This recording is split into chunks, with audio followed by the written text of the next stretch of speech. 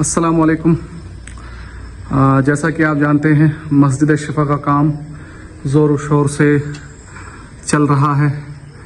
ये अब तक मुमकिन हो पाया है आपके सदक़ात से, अतियात से, आपकी मेहनतों से, लेकिन अभी भी बहुत सारा काम जो है पेंडिंग है।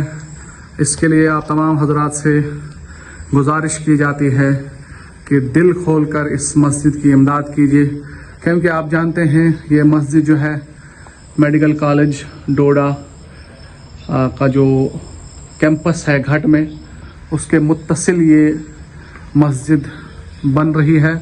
यहाँ के जो बच्चे हैं, तलबा हैं, उनको काफ़ी दिक्कतों का सामना करना पड़ रहा है।